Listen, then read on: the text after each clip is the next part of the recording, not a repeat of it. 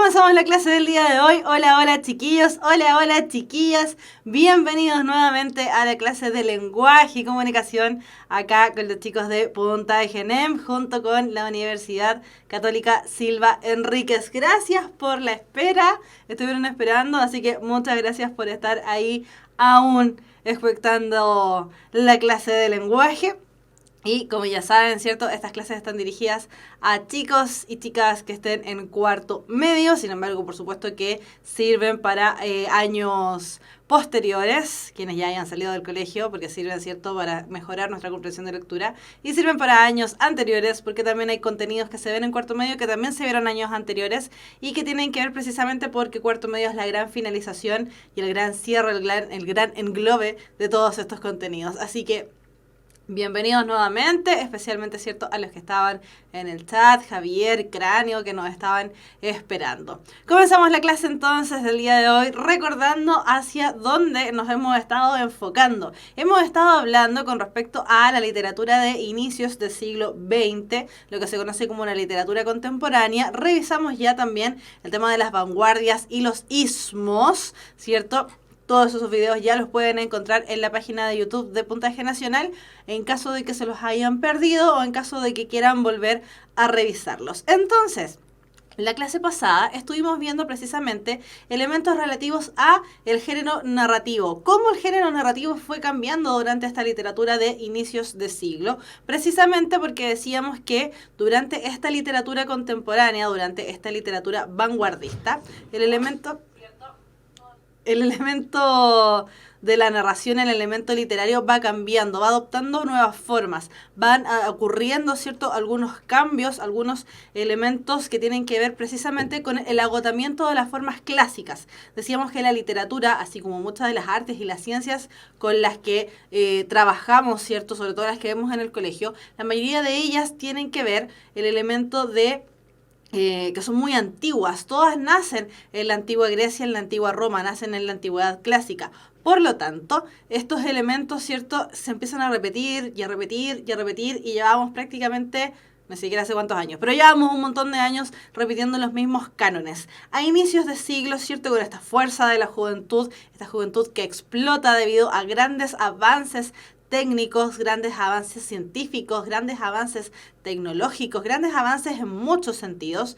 Esta juventud explota y finalmente empiezan a crear nuevas maneras de ver el arte, nuevas maneras de ver, ¿cierto?, nuestra realidad. Por lo tanto, en el caso de los géneros literarios, género narrativo, género lírico, género dramático, se incurrió en muchos cambios. Dentro de esos cambios, en la narrativa contemporánea, podíamos ver cómo el narrador ya cambiaba, ¿cierto? Esta concepción de narradores, la concepción de este ente no es una persona real, sino que es un ente ficticio que tiene que ver con la narración, agarra, ¿cierto?, estos elementos y podíamos reconocer al narrador heterodiegético, que estaba fuera de la diégesis, fuera de la narración, y teníamos al narrador homodiegético, que estaba dentro de la narración, dentro de la diégesis, por eso toma ese nombre. En el caso del narrador heterodiegético íbamos a reconocer al narrador omnisciente, que todo lo sabe, todo lo ve, y al narrador de conocimiento relativo, que sabe más o menos, pero no sabe mucho. Es una especie de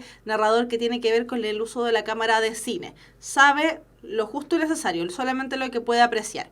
Mientras que el narrador homodiegético es un narrador personaje, participa dentro de la acción. Y por eso teníamos ahí al narrador protagonista, que como dice el nombre, protagoniza la obra, ¿cierto? Está escrito en primera persona. Narrador personaje secundario y el narrador testigo. La diferencia entre personaje secundario y el narrador testigo es que precisamente el narrador testigo es más bien un personaje terciario, es decir, ese que no tiene no tiene mucha intervención, no tiene una intervención mayor dentro de la obra, pero de todas maneras está ahí dentro y de todas maneras también es un personaje. Eso con respecto a la clase de la semana pasada.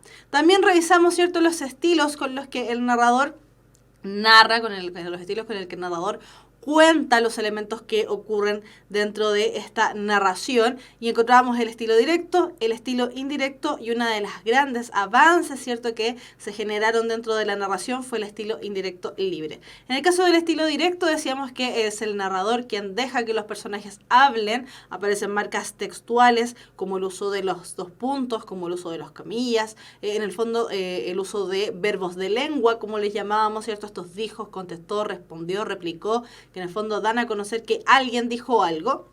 En el caso del estilo indirecto, el narrador no deja que sus personajes hablan. Él habla por los personajes. Juanita dijo que iría a la casa de Pedrito. Él dice lo que dicen los personajes, no le da la concepción, no les da la idea a los personajes de que hablen. Mientras que en el estilo indirecto libre se mezclan ambos estilos, el directo con el indirecto, y además nos permite conocer los pensamientos de los personajes. Por lo tanto, este estilo indirecto libre, que es el estilo que aparece dentro de la narración contemporánea, nos ayuda precisamente a conocer no solamente lo que hacen, sino también lo que piensan los personajes. Y esa es una de las grandes revelaciones o uno de los grandes elementos cumbres que podemos encontrar dentro de la narración contemporánea. Pero, no solamente tenemos esos. También tenemos los elementos con los que vamos a iniciar, ahora sí que sí, la clase del día de hoy. Para los que están preguntando, por ejemplo, Javier, que pregunta si empezamos hace mucho. No, estábamos haciendo un resumen de la clase anterior. Por lo tanto, nos vamos ahora sí que sí a los contenidos de esta clase. Entonces, lo que vamos a ver el día de hoy, vamos a hablar acerca del tiempo dentro de la narración, cómo este tiempo se ve alterado, y también vamos a descubrir por qué se altera el tiempo. Por lo tanto, vamos a ver la relación entre historia y relato. Vamos a hablar acerca de las anacronías, donde vamos a reconocer los racontos y los flashbacks. También vamos a hablar de la prolepsis, donde vamos a hablar con respecto a los flash forward y la premonición, y además los estilos de narrar, ¿cierto? En la narración ab ovo, narración in media res, y narración in extrema res. Por eso les decía, estos contenidos, si bien son de cuarto medio, sí, las clases son para cuarto medio, siempre estos contenidos se ven también durante la enseñanza media, específicamente, y si no me equivoco, se ven dentro de primero y segundo medio. Por lo tanto, igual nos ayuda a reconocer estos elementos en cursos anteriores. Entonces, para que nadie se sienta discriminado. Entonces, por eso decía, vamos a descubrir por qué estos elementos empiezan a ocurrir. Durante el siglo XX dijimos que aparecen grandes descubrimientos científicos y tecnológicos, ¿cierto? Es un siglo muy rápido, es un siglo muy violento, no solamente desde el punto de vista de lo bélico que fue este siglo XX, sino que también desde el punto de vista de que los muchos descubrimientos que hubo, hicieron, ¿cierto?, que todas las cosas avanzaran con una velocidad muy grande, muy violenta en ese sentido. Todo ocurrió muy rápido.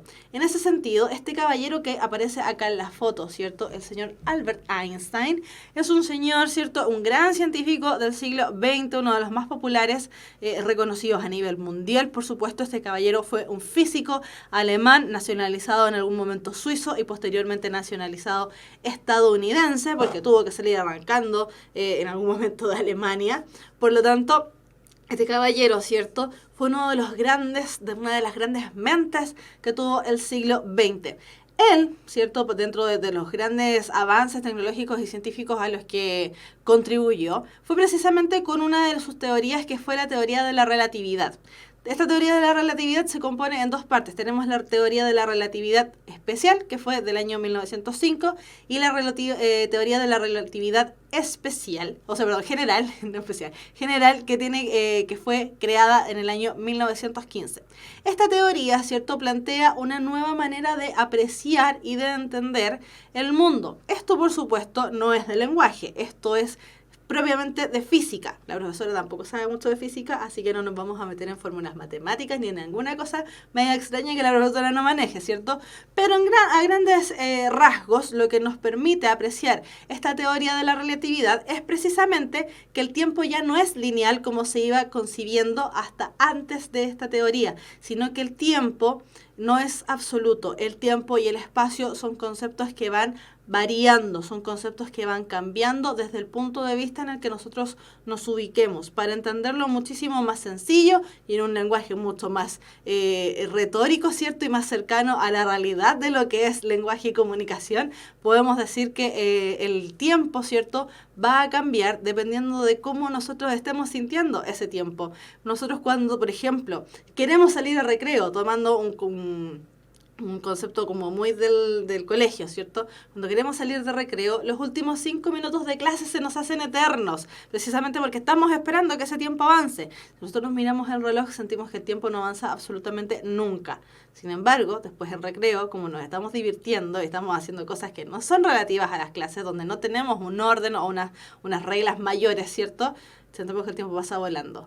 Esa es la teoría de la relatividad. Hace que el tiempo vaya cambiando, vaya pasando de manera distinta, ¿cierto? Y todo también depende de dónde nos ubiquemos. Para que quede aún más claro, fíjense que acá tenemos un experimento donde en el fondo, mejor me desaparezco para que se vea mejor, donde en el fondo, ¿cierto?, se puede apreciar de mejor manera cómo aparece este fenómeno del tiempo variable. Fíjense acá. A ver, aquí. Fíjense aquí cómo esa pelotita avanza, ¿cierto? La luz amarilla avanza de manera homogénea, ¿cierto? Fíjense, homogénea, junto una con la otra. Sin embargo, en el otro, donde vamos a ver, ¿cierto?, que la pelotita va cambiando, da la impresión que el tiempo avanza de manera distinta. Eso es lo que plantea, en el fondo, la teoría de la relatividad. El tiempo va a avanzar de manera distinta dependiendo de dónde nosotros nos ubiquemos. Esta teoría de la relatividad no solamente influyó o influenció, ¿cierto?, a la literatura, sino que influenció otra de las grandes manifestaciones culturales que aparecieron durante este siglo XX, que fue el cine. Si bien el cine fue su primera creación, ¿cierto?, es del año 1895, el cine, ¿cierto?, al ser fundado durante el término del siglo XIX, podemos tomarlo como parte de una de las grandes manifestaciones culturales del siglo ya XX. El cine, ¿cierto?, es un medio de expresión plástica o es una manifestación artística y es una gran industria donde las secuencias de imágenes presentadas producen la sensación de movimiento. Esta manifestación cultural, ¿cierto?, el cine, fue uno de los grandes avances que tuvimos dentro del inicio del siglo XX. Es un medio de comunicación masiva que en el fondo influyó en la manera en que teníamos de ver el mundo, porque a través del cine nosotros nos pudimos ir enterando rápidamente de lo que ocurría, por ejemplo, en otras partes del mundo, no solamente a través de lo que ya utilizábamos, que era la prensa escrita, sino que también a través de imágenes, algo totalmente revolucionario para la época, y no solamente después a través de imágenes, porque el cine partió de manera muda, sino que también después a través de sonidos y movimientos. Ya no solamente era la fotografía, sino que era la fotografía en movimiento, lo que nos permitió conocer el mundo de manera mucho más amplia. Por lo tanto, este cine, ¿cierto?, este medio de comunicación masiva, al utilizar el lenguaje verbal, no verbal y paraverbal, fue una gran industria que en el fondo hizo, ¿cierto?, que nos fuésemos atraídos a estas salas de cine y además fuésemos atraídos a un tipo de lenguaje totalmente nuevo y revolucionario. El problema que tiene el cine al momento de transformarse en una gran industria, ¿cierto?, es que las historias que narraba el cine debían ser condensadas, debían ser tratadas de una manera especial. Para eso, la concepción del tiempo, ¿cierto?, que planteaba, por ejemplo, Albert Einstein, nos ayudó a transformar también el tiempo durante el cine. La rapidez, ¿cierto?, con la que se transformaban los mensajes, la rapidez con la que los mensajes iban desarrollándose, necesitaban, por ejemplo, el uso de racontos, el uso de elipsis, el uso de flashback, de momentos donde la historia se contara en un momento donde no solamente todo fuera lineal, sino que el tiempo se viese alterado y fuese en el fondo muchas veces también mutilado para darle más realce, darle más también interés a la narración que se estaba realizando en este formato. Por lo tanto, como ya decíamos, al ser limitado en tiempo real, ¿cierto?, la narración se va a comprimir por medio del empleo de medios técnicos y estructurales, como por ejemplo el uso del guión cinematográfico, las escenas, los planos, las secuencias, etc. Para dejar aún más claro esto, ¿cierto?, cómo nació el tema del cine. El cine nace, así como es más específicamente, en 1887. La diferencia está que este en realidad era solamente una imagen en movimiento, lo que se conoce como una cronofotografía.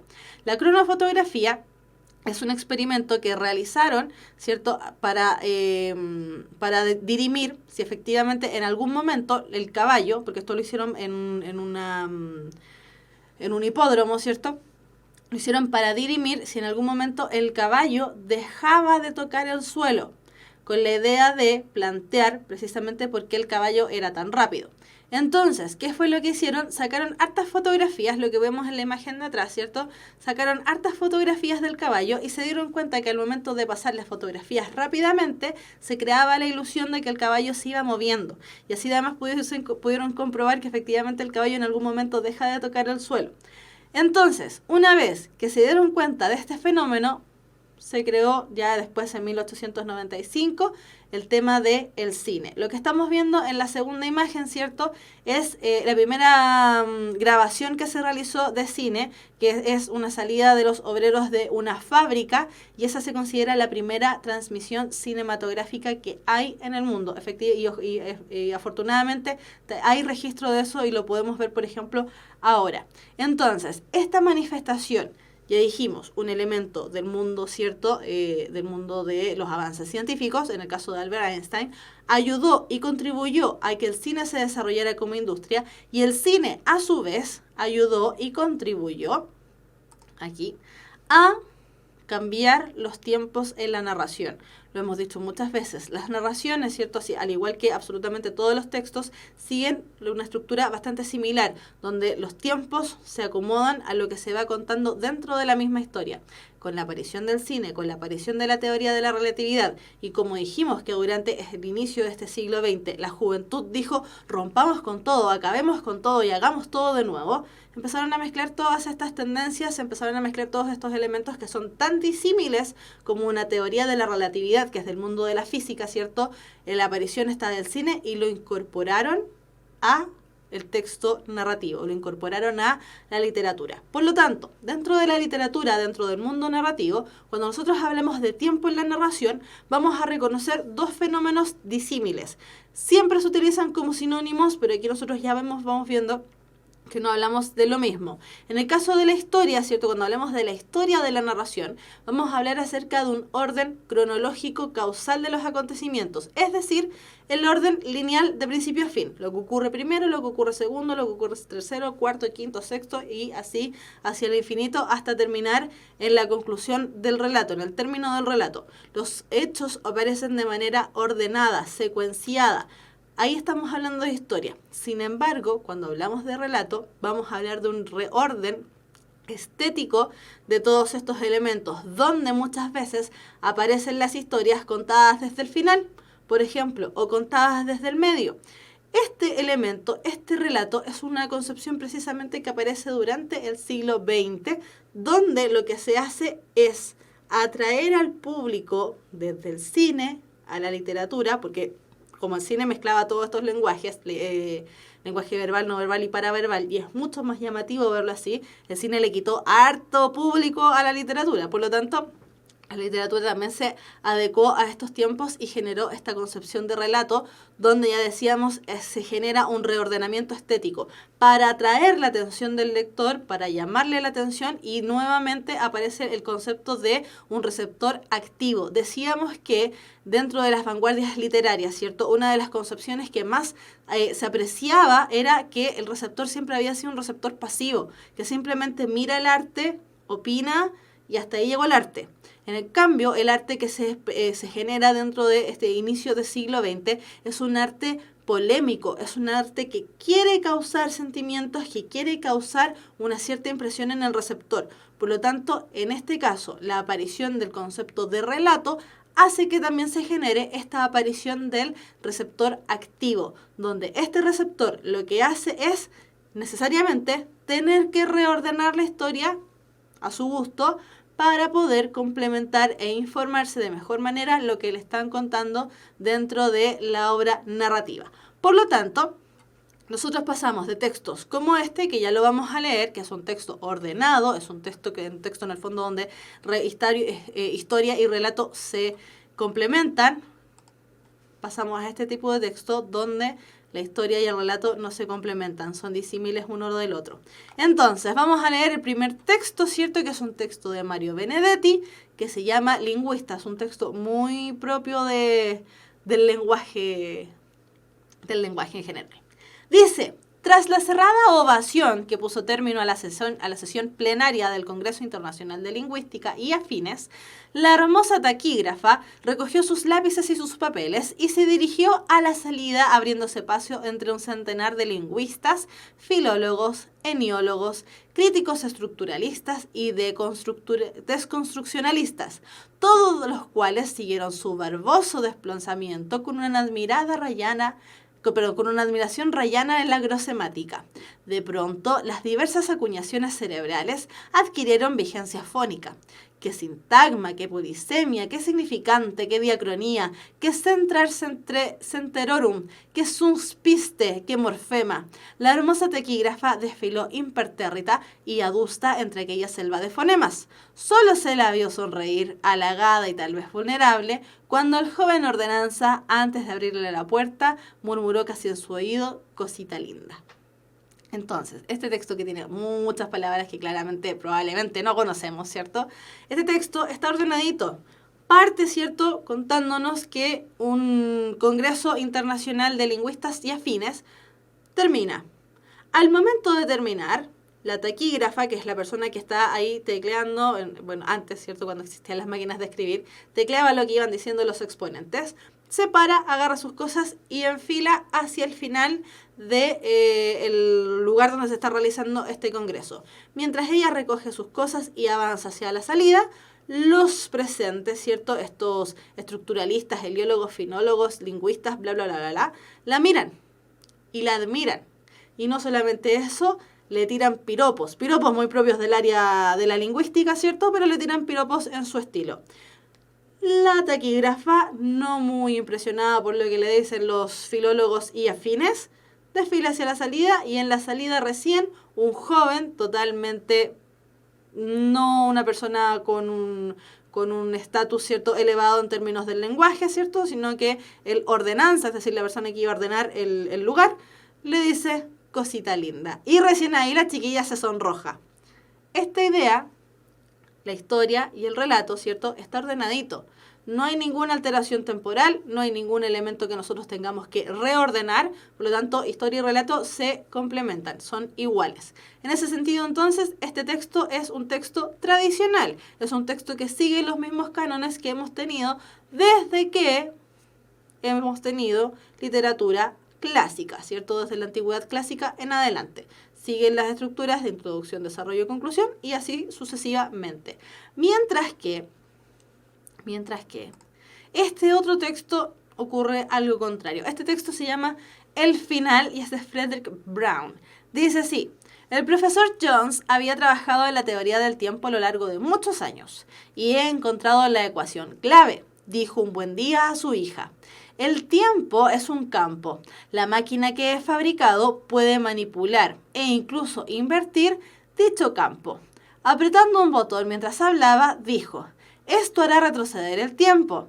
El retroceder hará esto, dijo, hablaba mientras botón un apretando.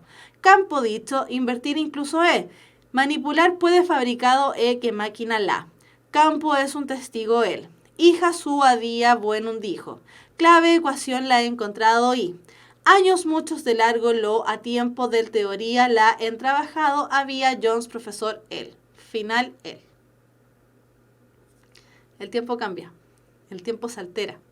Este tipo de texto juega precisamente con la concepción del tiempo. No solamente es un texto que se llama, de hecho, el final, ¿cierto?, y habla con respecto al tiempo, sino que es un texto que además altera el tiempo en sí mismo.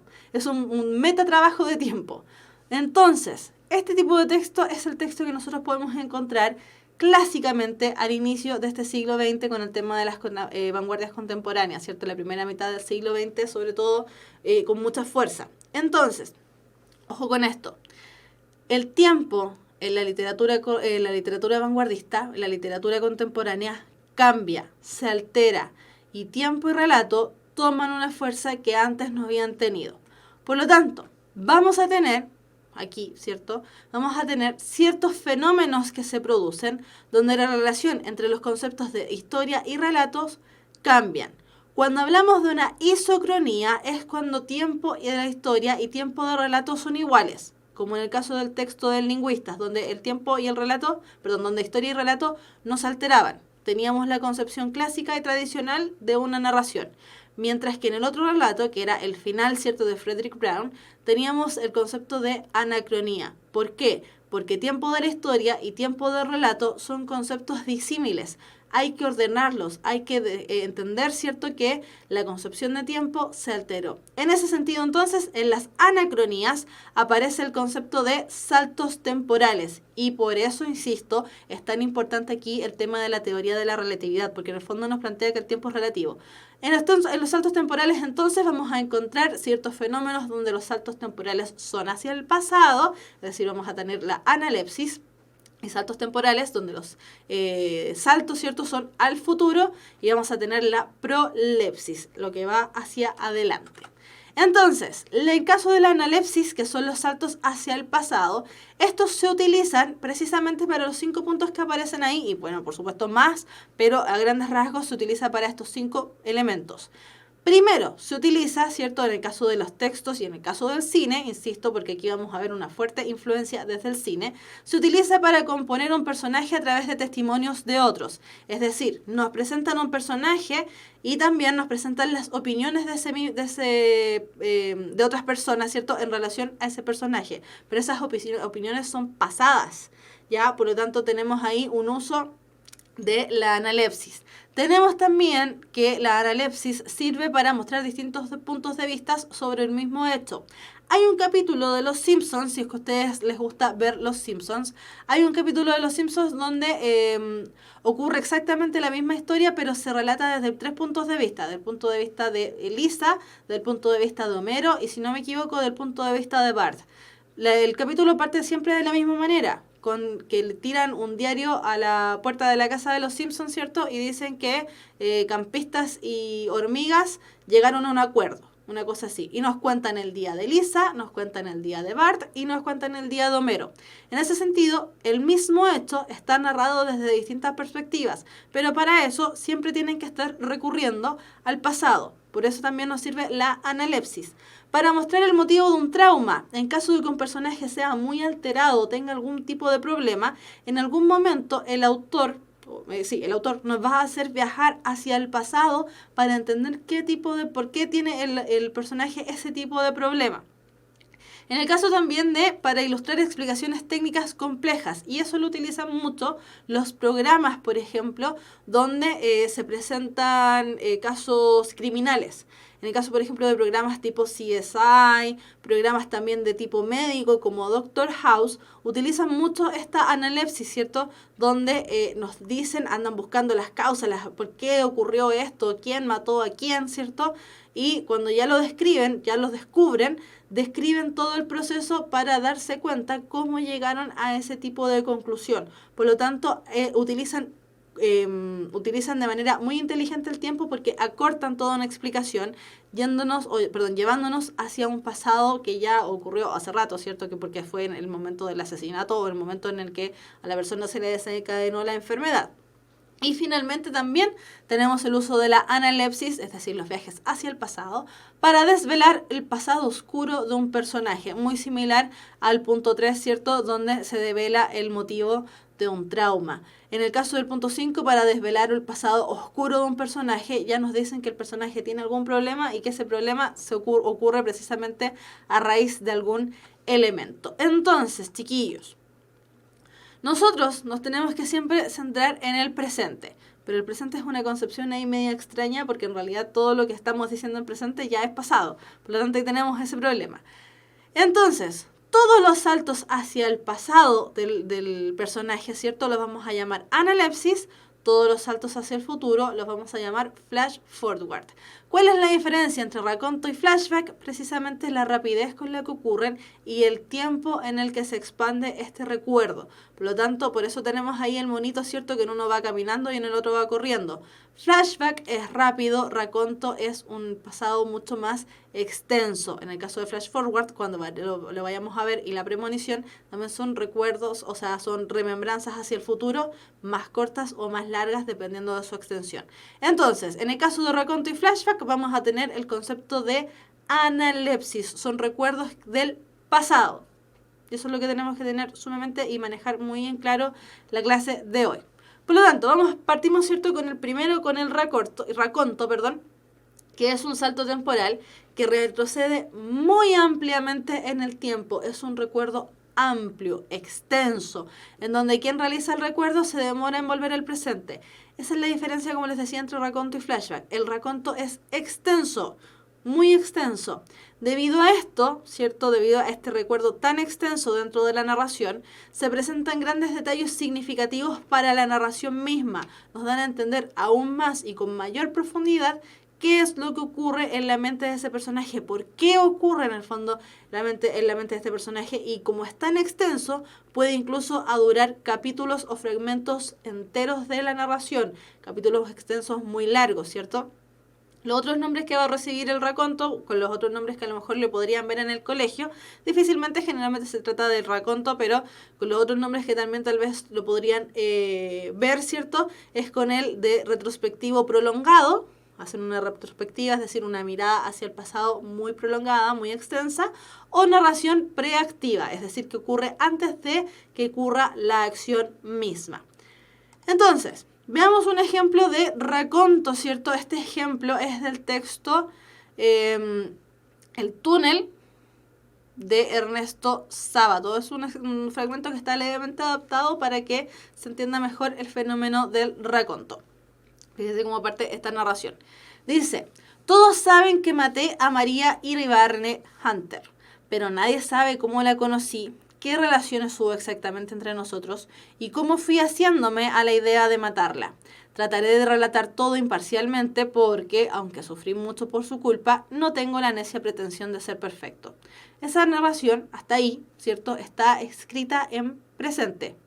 Todos saben por qué maté, pero nadie sabe cómo la conocí, qué relaciones hubo. Lo está narrando en su presente. Él está diciendo: voy a hacer esto porque me interesa recordar, entender qué es lo que pasó con anterioridad. Continúa. En el Salón de Primavera de 1946 presentó un cuadro llamado Maternidad. Era por el estilo de muchos otros anteriores. Como dicen los críticos en su insoportable dialecto, era sólido, estaba bien arquitecturado. Pero arriba a la izquierda, a través de una ventanita, se veía una escena pequeña y remota. Una playa solitaria y una mujer que miraba el mar. Era una mujer que miraba como esperando algo, quizás algún llamado apagado y distante. Nadie se fijó en esta escena, con excepción de una sola persona. Una muchacha desconocida estuvo mucho tiempo delante de mi cuadro, sin dar importancia en apariencia a la gran mujer en primer plano, la mujer que miraba jugar al niño. En cambio, miró fijamente la escena de la ventana. Fíjense que la narración es sumamente extensa. De hecho, en este caso tenemos 2 párrafos. De los tres párrafos que tenemos ahí en el fragmento, 2 ya corresponden a un recuerdo. Y más que eso aún, este fragmento está adaptado porque el fragmento es tan extenso que no hubiese alcanzado a salir solamente en esta diapositiva. Por lo tanto, ojo con eso, el raconto es un recuerdo extenso, muy, muy, muy extenso. Por lo tanto, hay que tener ojo ahí, ¿cierto?, con estos 2 últimos párrafos que responden entonces a la figura del raconto, que ya decíamos es un recuerdo que va de extenso, puede incluso durar capítulos. Ya, seguimos entonces, ahora nos vamos con el flashback. El flashback es un retroceso muy breve, muy pequeño, a un hecho ocurrido en el pasado y por lo mismo rápidamente se vuelve al presente de la narración. Otro de los nombres que recibe el flashback, insisto, pueden verlo a lo mejor tal vez con este nombre en el colegio, es el de retrospectiva momentánea, es decir, también es una mirada al pasado, pero es momentánea, es rápida. El flashback, fíjense el nombre cómo está compuesto, es flashback. Lo mismo que el flash de la cámara del celular, de la cámara análoga, de la cámara que utilicen. El flash es rápido. Cuando uno saca una foto con flash, ¿cierto? El flash aparece y desaparece. Es rápido. Por lo tanto, así podemos recordar cuál es el flashback. El flashback es rápido, es un retroceso muy pequeño para explicar algo bien pequeño, bien preciso. Fíjense acá en el ejemplo. Dice, procuré llevar el pequeño carro de mis recuerdos hacia las varas de oro, en el huerto o a unas ramas de tonos verdes resplandecientes en el fondo de las charcas, a una charca en particular sobre la que brillaba un enjambre de mosquitos verdes. De mosquitos verdes también, junto a la que oía cómo me buscaban sin contestar a sus llamadas, porque aquel día fue la abuela a buscarme, vi el polvo que levantaba el coche en la lejana carretera para llevarme con ella a la isla. Y hasta ahí se llegó el recuerdo. Todo lo que está en el fondo, entre paréntesis, ¿cierto? Y en cursiva, es el recuerdo. Y es un recuerdo muy breve, muy preciso, porque ya está recordando, ¿cierto? Parte del texto, procuré llevar el pequeño carro de mis recuerdos hacia las varas de oro. Una cosa bien pequeña, bien precisa, bien concisa. El flashback es totalmente momentáneo. Por lo tanto, raconto y flashback, como ya decíamos, son saltos temporales hacia el pasado. Corresponden a la analepsis. La diferencia entre raconto y flashback es que el raconto es extenso y el flashback es cortito. Para entender aún mejor el fenómeno del flashback y el raconto, ya decíamos, ¿cierto?, que estos fenómenos aparecen desde la aparición del cine, recomendación de película y en este caso también de una serie, ¿cierto? La película Memento, que es una película del año 2000, es una película que trabaja mucho el tema de las analepsis, trabaja el tema del flashback y brevemente trabaja el tema del raconto, trabaja más con flashback, pero aparece también hay algunos racontos. Es una película muy interesante, sobre todo tal vez a los que les gusta el tema de la psicología o las películas que son como intrigantes, ¿cierto? Es una película bien interesante de revisar. Está en Netflix, si es que la quieren ver, ¿cierto? Si es que tienen Netflix.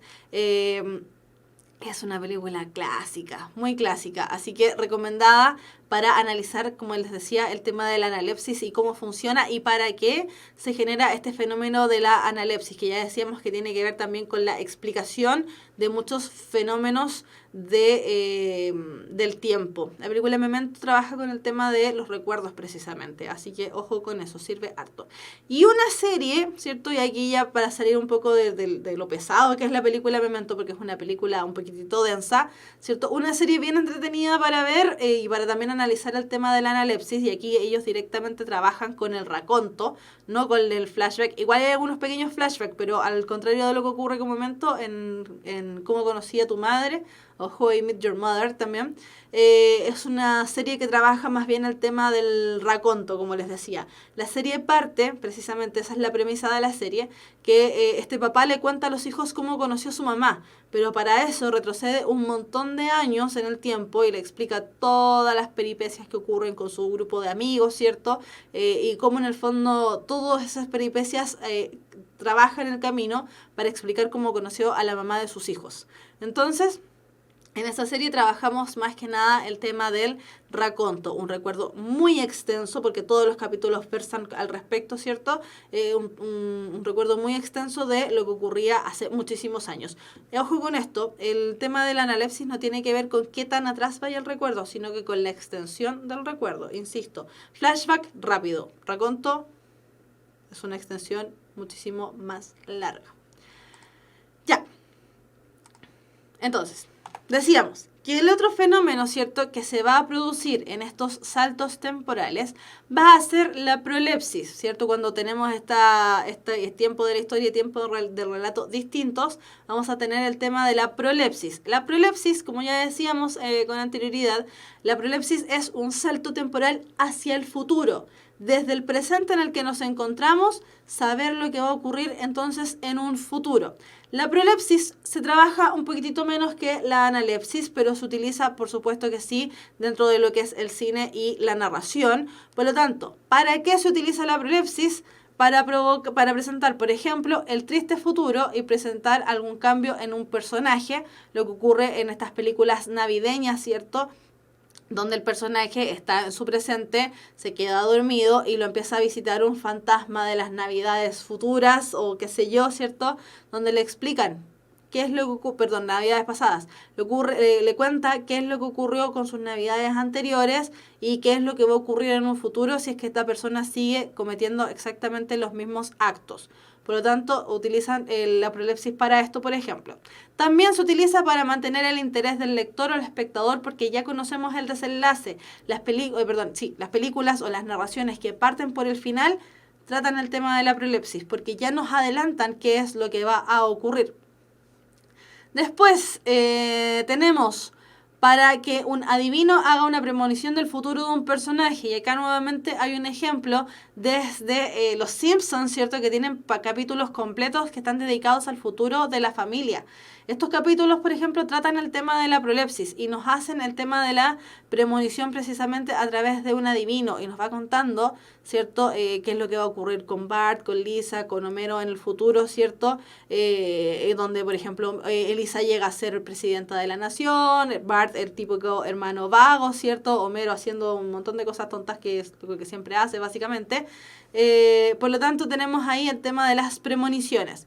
Para avanzar en el tiempo, simplemente, ¿cierto? Porque a veces las narraciones, como decíamos, necesitan ir avanzando rápidamente, por lo tanto se hacen saltos temporales para generar incógnitas, en el caso, por ejemplo, de que nos presenten un hecho del futuro y uno diga, bueno, ¿por qué va a ocurrir eso? Entonces se queda ahí enganchado con el tema de la narración. Para generar tensión y miedo, por lo mismo, ¿cierto? Porque parte con algo que nosotros a lo mejor no nos gustaría ver y queremos saber por qué llegó el personaje a eso. Y también, por supuesto, para generar una narrativa mucho más compleja, lo que decíamos, ¿cierto? Esta intención de los escritores, la intención de los artistas contemporáneos, especialmente los artistas vanguardistas, de romper con todo lo establecido y trabajar con el tema de el lector más activo, un receptor más activo. Entonces, vamos a revisar los conceptos de flash forward y premonición. Ambos conceptos son conceptos que van en términos de la prolepsis, lo que va a ocurrir en un futuro, lo que va a ocurrir más adelante. Entonces, el flash forward, al igual que lo que ocurre con el flashback, que ambos utilizan la partícula flash, ¿cierto? El tema de la rapidez, ¿cierto? De la inmediatez del recuerdo en este caso o de lo que va a ocurrir en un futuro. El flash forward es una proyección breve hacia el futuro de la historia, algo que según el presente de lo que se está narrando aún no ha ocurrido. El flash forward es hacia el futuro. Es decir, narra un acontecimiento que va a ocurrir, es decir, que pasará. Por eso también utiliza el nombre de la anticipación. Rara vez se utiliza ese nombre, se utiliza siempre el del flash forward, pero para tener una idea, ¿cierto? Recibe también el nombre de la anticipación, es decir, algo que todavía no ocurre, al personaje le llega algún vistazo, a través, por ejemplo, del fenómeno del adivino, por ejemplo, o algún elemento similar. Entonces, ejemplo de flash forward encontramos en varios fragmentos, ¿cierto?, del libro Crónica de una muerte anunciada de Gabriel García Márquez. A Gabriel García Márquez le gusta trabajar muchos de estos fenómenos contemporáneos, como lo ya decíamos, ¿cierto?, los saltos temporales o el tema de la intertextualidad que vamos a ver en clases posteriores. Entonces, dice, Victoria Guzmán, por su parte, fue terminante en la respuesta de que ni ella ni su hija sabían que a Santiago Nazar lo estaban esperando para matarlo. Fíjense que en esa frase se está generando, ¿cierto?, un presente. Victoria Guzmán, por su parte, fue terminante en la respuesta de que ni ella ni su hija sabían que a Santiago Nazar lo iban a matar. Lo está diciendo en presente. Pero en el curso de sus años después, admitió que ambas lo sabían cuando él entró en la cocina para tomar el café. Se lo había dicho una mujer que pasó después de las 5 a pedir un poco de leche por caridad y les reveló además los motivos y el lugar donde lo estaban esperando. Eso ocurre en el futuro y el narrador nos da a entender qué es lo que ocurre con Victoria Guzmán y su hija en un futuro. Por lo tanto, tenemos ahí el fenómeno del flash forward, un recuerdo muy rápido, muy breve y que no necesita más explicación que ese, porque simplemente es para darnos a conocer qué es lo que pasa con el personaje en el futuro. Cosa que la verdad es que para la narración tal vez, en este caso por ejemplo, no es de tan vital importancia. Y finalmente tenemos el concepto de la premonición. La premonición se utiliza poco. Vamos a partir del tiro diciéndolo. Se utiliza muy poquito. La premonición es un salto extenso hacia el futuro de la historia de algún personaje o de algún personaje en particular. La premonición como al igual que lo que ocurre con el raconto, es un salto extenso. No extenso de que pasaron muchos años, sino que extenso en el sentido de que utiliza gran parte de la narración generando este vistazo, ¿cierto? Porque no podemos decir recuerdo, generando este vistazo hacia el futuro. Ejemplo, fíjense que tenemos el mismo ejemplo del raconto.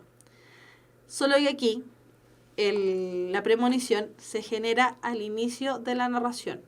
Todos saben que María Iribarne es Hunter, pero nadie sabe cómo la conocí, qué relaciones hubo exactamente entre nosotros y cómo fui haciéndome la idea de matarla. Trataré de relatar todo imparcialmente, porque aunque sufrí mucho por su culpa, no tengo la necia pretensión de ser perfecto. Y a partir de ese futuro, él nos cuenta su pasado. Por lo tanto, aquí en este texto de Ernesto Sábato, argentino, por cierto, un texto muy interesante de analizar, sobre todo desde el punto de vista del tema de las vanguardias y de el tema de que el ser humano estaba tan solo y tan desasosegado en términos de los sentimientos que le generaron este siglo XX. Este texto juega con las dos corrientes. Juega tanto con el raconto, un recuerdo extenso hacia el pasado, y juega también con el tema de la premonición, el recuerdo extenso pero hacia el futuro. Por lo tanto, también podemos decir que Ernesto Sábato trabaja mucho, al igual que lo que ocurre con Gabriel García Márquez, que trabaja mucho con estos mecanismos contemporáneos. Ernesto Sábato también trabaja mucho con estos mecanismos contemporáneos, como estábamos diciendo. Ahora, películas para analizar la prolepsis. En el cine se utiliza mucho más la prolepsis que en la narración. Se utiliza también en la narración, pero se utiliza más en el cine. Películas para analizar entonces la prolepsis, es decir, estos saltos temporales hacia el futuro. Click. La película está de Adam Sandler, donde le regalan un control remoto, ¿cierto?, universal, y resulta que él también puede ir no solamente avanzando y retrocediendo en el tiempo de la televisión, sino que también avanzando y retrocediendo en el tiempo de él mismo y de su familia. Es una película ligerita, rapidita y como para ver en familia. No tiene la dificultad, ¿cierto?, o el peso que tiene Memento, pero es una película bastante interesante para analizar el tema de los saltos temporales, específicamente aquellos que son hacia el futuro, porque también aparecen algunos saltos temporales hacia el pasado, pero son menos en comparación a los que hace hacia el futuro. Por lo tanto, aparece aquí el tema de la prolepsis. Y como decíamos, ¿cierto?, también tenemos la película Un cuento de Navidad, que es una película que está basada en un cuento de... se me olvidó en este momento el nombre del autor, pero es un cuento clásico que narra, ¿cierto?, las desventuras de Ebenezer Scrooge, que es un personaje que es muy avaro, no le gusta nada, solamente le gusta su dinero y no quiere saber nada del mundo. Es tacaño no solamente con su dinero, sino que también con su afecto, y eso genera que un día, precisamente el día de Navidad, ¿cierto?, al estar medio adormilado, lo visita el fantasma de la Navidad, el fantasma de las Navidades pasadas, y lo lleva a las Navidades donde él era niño y todavía era feliz, y cómo se fue convirtiendo en la persona amargada que es en el presente, y qué es lo que va a ocurrir con él en el futuro si es que sigue y mantiene exactamente la misma línea.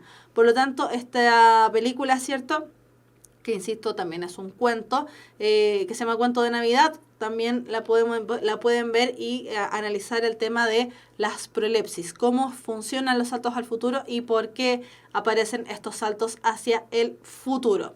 Entonces, vimos los saltos temporales, que son producto de la influencia, ¿cierto?, que tuvo esta teoría de la relatividad de Einstein, más la aparición del cine. Sino que también ahora tenemos el tema del tiempo de la narración.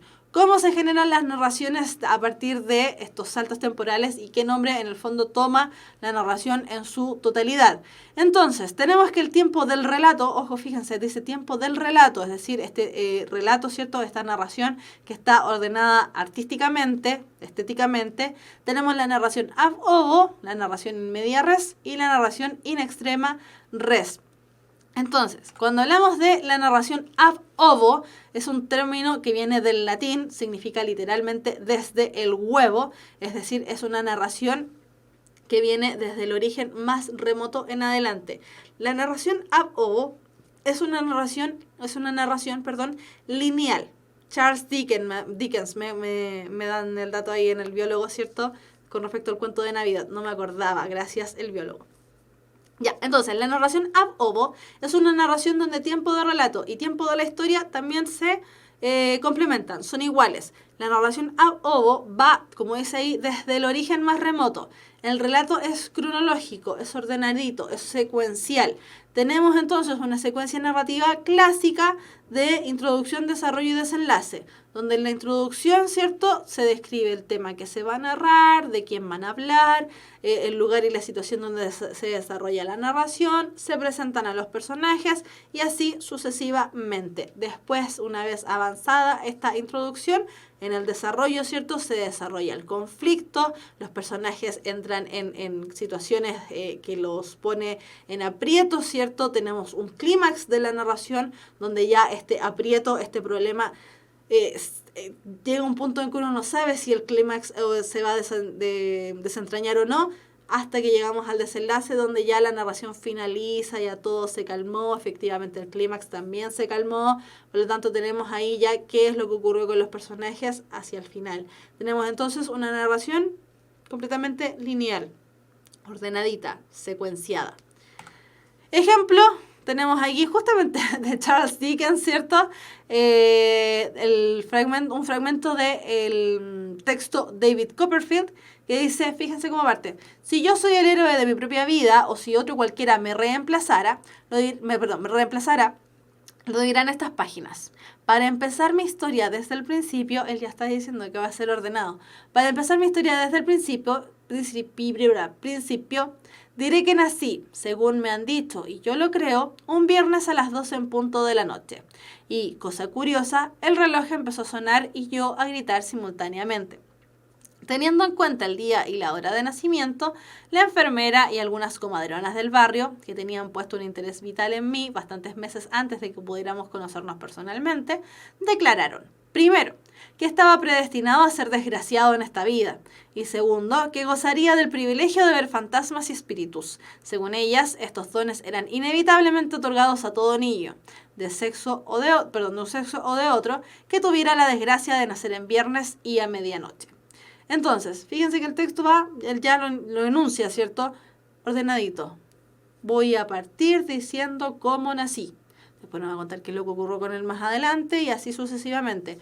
Otra narración clásica que también sigue este orden es el Lazarillo de Tormes. El Lazarillo de Tormes nos cuenta desde su inicio, ¿cierto?, cómo en el fondo cómo nació, qué es lo que ocurría con sus papás, qué ocurría aquí, qué ocurría allá, y cómo fue, en la medida que él fue creciendo también, fue pasando de amo en amo. Por lo tanto, tenemos ahí una narración clásica, ordenada, que es además secuencial, es estructurada y, como ya decíamos, sigue los cánones impuestos desde la antigüedad en adelante.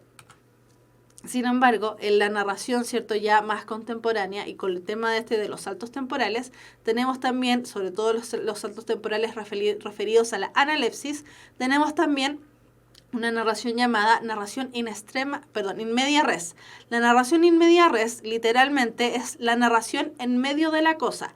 La narración parte desde el medio, ¿cierto?, de la historia total que se va a contar en la medida, ¿cierto?, que parte desde la mitad, se devuelve al principio, llega a la mitad y sigue contando qué es lo que va a ocurrir de ahí en adelante. Por lo tanto, en esta narración in media res, el relato comienza en un momento ya avanzado de la historia, desde el cual el narrador avanza o retrocede en la narración según sea su propósito. Esta narración es sumamente frecuente, como ya decíamos, en las novelas contemporáneas. Ya las novelas contemporáneas, insisto, son aquellas que tienen este factor de que el tiempo va avanzando de manera indistinta, indiscriminada también. Por lo tanto, en la narración in media res van a haber saltos tanto al pasado, ¿cierto?, como a aquella realidad más inmediata, alterando por lo tanto la linealidad temporal y entonces generando que tiempo de la historia y tiempo del relato no sean exactamente iguales. Ahí tenemos ya el tema, ¿cierto?, de las anacronías. Ejemplo, Gabriel García Márquez, que ya decíamos le gusta mucho trabajar este tema de los saltos temporales.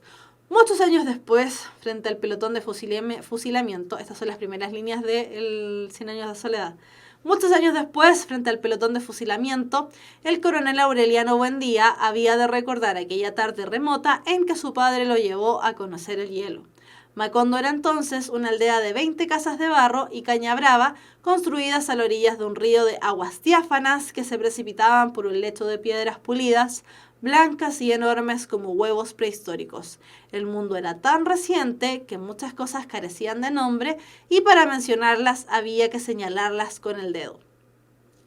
Desde ese punto de inicio, cuando muchos años después, frente al pelotón de fusilamiento, el coronel Aureliano Buendía había de recordar aquella tarde remota en que su padre lo llevó a conocer el hielo, recién ahí parte la narración desde el pasado. Recién ahí. Toda esta narración del 100 años de soledad, que es un libro maravilloso, es un libro extenso y complejo, pero es maravilloso, a mí me gusta mucho. A otras personas por supuesto que no, porque el realismo mágico cuesta agarrarle el gustito. En esta narración, ¿cierto? Lo que realiza Gabriel García Márquez es partir desde la mitad del libro. Nos cuenta ya que Aureliano Buendía en algún momento va a ser coronel de una revolución y además va a estar puesto para un pelotón de fusilamiento. Y a partir de ahí, del recuerdo de Aureliano, nos empieza a narrar cómo se gestó toda la infancia de Aureliano a través de sus papás que fundaron el pueblo de Macondo. Nos cuentan todo lo que ocurrió de ahí en adelante entre él y su hermano y así sucesivamente. Y en algún momento ya nos narran la vida de Aureliano Buendía como coronel de la revolución y el momento en el que está puesto para ser asesinado. El problema es que como la narración partió diciéndonos que Aureliano iba a ser fusilado, ¿cierto? Iba a estar en un pelotón de fusilamiento, uno le da el susto y dice, ¿qué va a pasar con Aureliano Buendía cuando está en el pelotón de fusilamiento? Porque uno se encariña con Aureliano, es un personaje muy entrañable, muy que dan ganas incluso como de hacerle cariño debido a todas las cosas que le pasan. Entonces, llega el momento y ahí ya la tensión, ¿cierto? Llega a un punto tan alto, justo a la mitad del libro, que hace inteligentemente, Gabriel García Márquez, hace que uno necesite seguir continuando el libro y entender toda la cronología de vida y todo el árbol genealógico de los Buendía, ¿cierto? En estos 100 años de soledad en el pueblo de Macondo. Por lo tanto, esta estrategia la utilizan mucho precisamente para llamarnos la atención cuando lleguemos a la mitad del libro y uno diga, ¿por qué está pasando esto? ¿Y qué es lo que va a pasar hacia el final? Es una estrategia muy inteligente que utilizan los escritores, ¿cierto? Para generar esta tensión dramática. Ahora, otra de las estrategias que utilizan y que es más extrema aún es la narración in extrema res, ya tiene el mismo nombre, ¿cierto? En este caso es en el extremo de la cosa, al final de la narración, más específicamente. El relato entonces, en este caso, inicia por el final de la historia. Toda la historia que nos van a contar parte por el final. Nos cuentan el final, nos adelantan. Hacen como un spoiler, ¿cierto? Este adelanto de lo que va a ocurrir. Y a partir de ahí hay una retrospección, ¿cierto? Hacen un salto temporal completo, un raconto, porque aquí estamos hablando de un recuerdo sumamente extenso en el fondo, para tomar la narración en su orden ya más cronológico, ¿cierto? Ya en un orden más establecido y más clásico. ¿Para qué se hace esto? Por supuesto, la misma razón por la que se hace la narración in media res, para llamar la atención del lector, para llamar la atención del receptor y hacerlo partícipe e involucrarlo en la tensión narrativa, ¿cierto? Involucrarlo en la tensión de lo que va a ocurrir para llamarle aún más la atención. Ejemplo de Gabriel García Márquez también, nuevamente. Dice, el día en que lo iban a matar, Santiago Nazar se levantó a las 5:30 de la mañana para esperar el buque en que llegaba el obispo. Había soñado que atravesaba un bosque de higuerones donde caía una llovizna tierna, y por un instante fue feliz en el sueño, pero al despertar se sintió por completo salpicado de cagada de pájaros. Siempre soñaba con árboles, me dijo Plácida Linero, su madre, evocando 27 años después los pormenores de aquel lunes ingrato. Hace saltos al pasado y al presente. el futuro, perdón. La semana anterior había soñado que iba solo en un avión de papel de estaño que volaba sin tropezar por entre los almendros, me dijo. Tenía una reputación muy bien ganada de intérprete certera de sueños ajenos, siempre que se los contaran en ayunas, pero no había advertido ningún augurio aciago en esos 2 sueños de su hijo, ni en los otros sueños con árboles que él le había contado en las mañanas que precedieron a su muerte. En este caso, la narración de Crónica de una muerte anunciada parte desde el final. Parte justamente el momento en que a Santiago Nazar lo van a matar. Por lo tanto, ya nos dice, de hecho, el libro mismo se llama Crónica de una muerte anunciada. Se está anunciando la muerte desde el inicio, la muerte de Santiago Nazar. ¿Y cuál es la finalidad entonces de esta narración? Ya decirnos, a Santiago Nazar lo van a matar. Pero la gracia es descubrir cómo y por qué lo van a matar. Por lo tanto, ahí tenemos esta narración en extrema res, la narración en extremo de la cosa, al final del relato, ¿cierto? Al inicio, para contarnos y hacer unos saltos temporales bien entretenidos. En este caso, por ejemplo, acá tenemos un salto temporal hacia el pasado y hacia el presente usado, ¿cierto?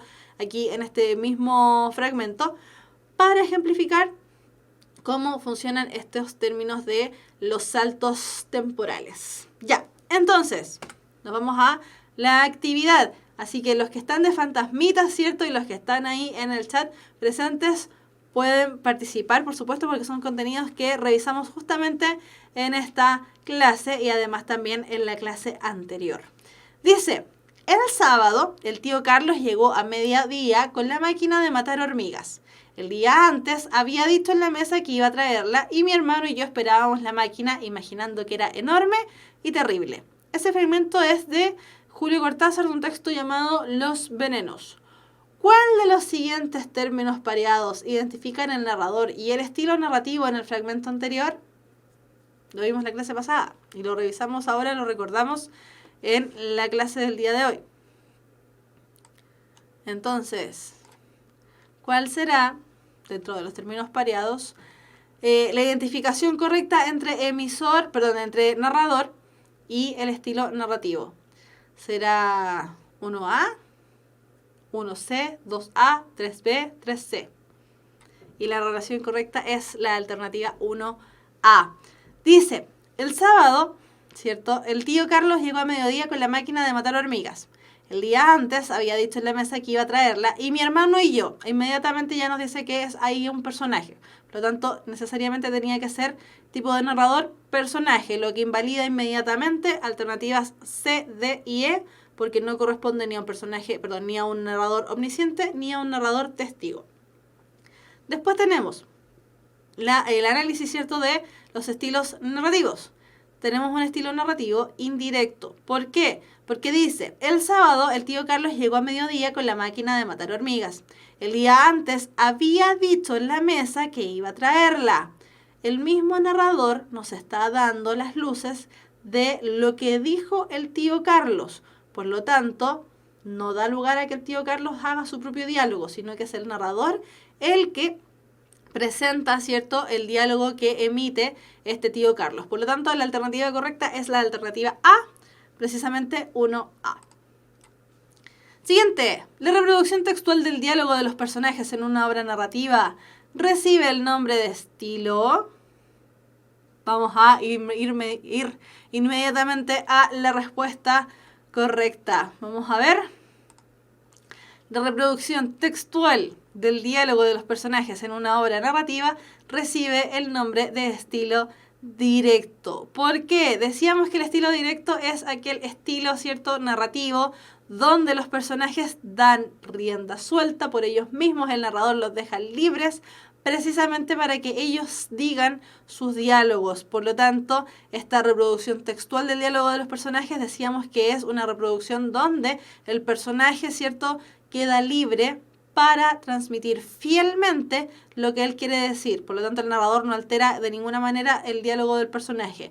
Por lo tanto, de esa manera, entonces, la reproducción textual de este diálogo se va a llamar estilo directo. El indirecto es al contrario, ¿cierto? No es una reproducción total del diálogo mismo. El directo libre no existe. Indirecto libre es la reproducción de los pensamientos y libre simplemente tampoco existe. Siguiente, el recurso propio de la narrativa contemporánea que consiste en insertar el relato, un acontecimiento en un tiempo anterior, es la... Vamos a ir inmediatamente entonces. Flashback. Decíamos, ¿cierto?, que es un relato de un acontecimiento anterior, algo que había ocurrido en el pasado. Desde ese punto de vista, montaje no lo hemos visto, paralelismo tampoco. Narración in media res es narrar desde la mitad de la obra narrativa, por lo tanto tampoco tiene que ver con la presencia de... Si bien nos presenta una narración, ¿cierto? Es una narración del futuro, no del pasado. Y finalmente, epígrafe tampoco tiene mucho que ver ahí. La analepsis, dice, es una forma de romper la temporalidad lineal en un relato y consiste en la representación de una acción anterior al momento presente de la historia narrativa.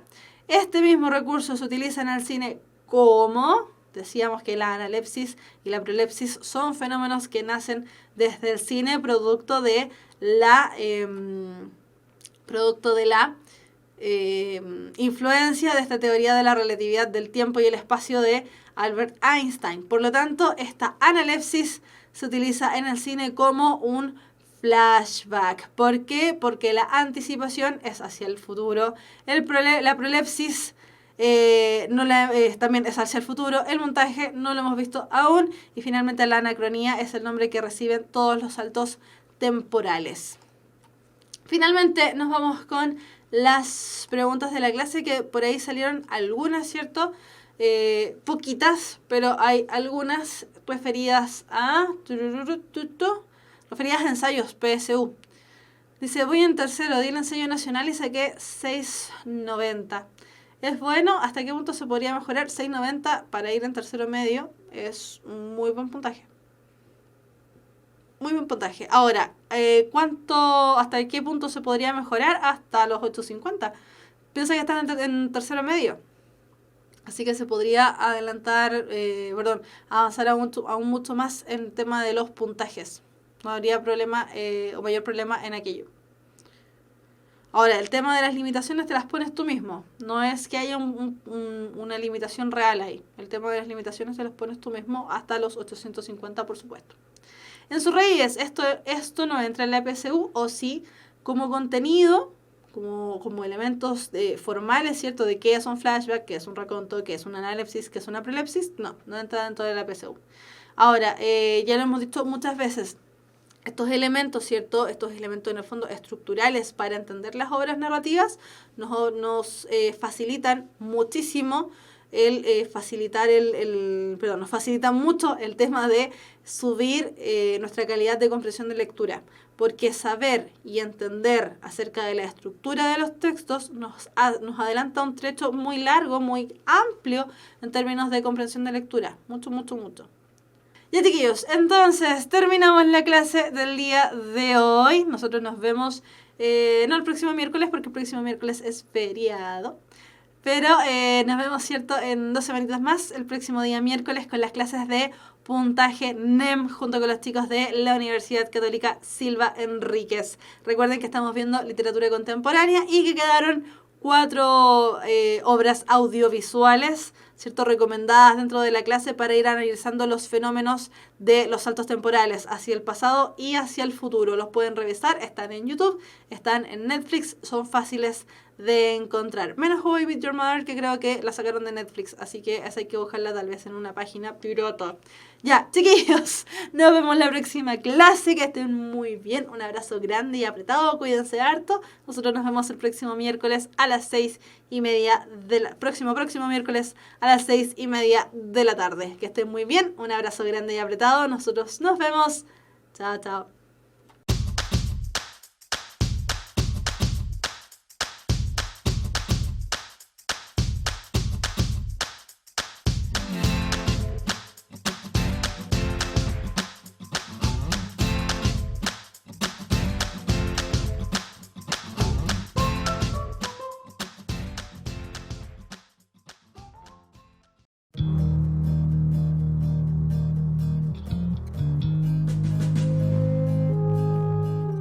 Somos la universidad de un legado. El cardenal Silva Enríquez nos desafía permanentemente a cada uno de nosotros a trabajar por las necesidades concretas de nuestra sociedad.